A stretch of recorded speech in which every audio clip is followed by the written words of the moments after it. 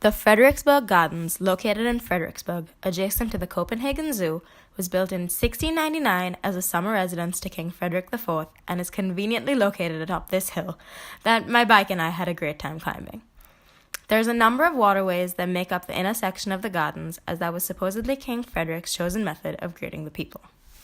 When looking into the area, I asked myself, why parks? As in, why do we love parks? By the time I had started filming the Frederiksberg Gardens, it had started to get a little colder, which meant there were less people around. Those that were around tended to be either people exercising or couples on evening walks. There was the odd group of teenagers every now and then, and some children could be seen with their parents, but for the most part, the people who were at the park were there for utility more than anything else. Utilizing the people moving count, I found these statistics in the garden. On September 22nd at 4 p.m., the majority of people within the park were on foot. There were 22 walking pedestrians, 7 joggers, 3 groups of children in strollers, and 13 people on bicycles. This tells me that the way in which most people choose to enjoy parks is by taking their time and walking through, enjoying the scenery and wildlife.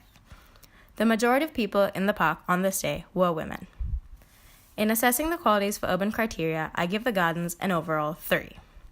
In protection, as there are no cars allowed inside the gardens, there is no opportunity for people to be hit by cars.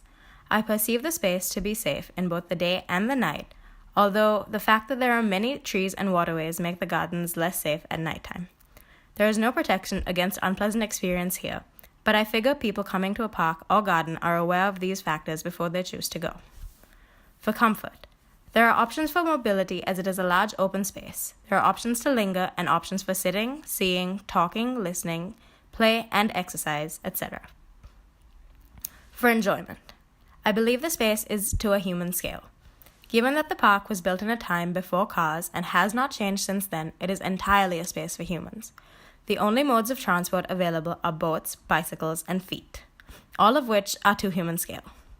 The park is designed entirely for people to enjoy the sunshine and nature while taking in the worldliness of the royal family.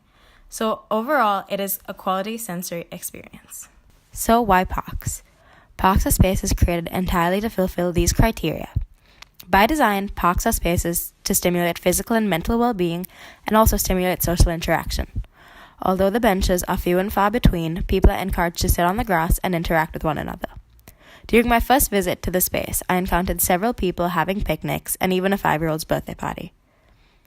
Parks are built to human scale, as we can recognize that we need spaces free of cars and buildings. And this is a feature not missing from the Frederiksberg Gardens.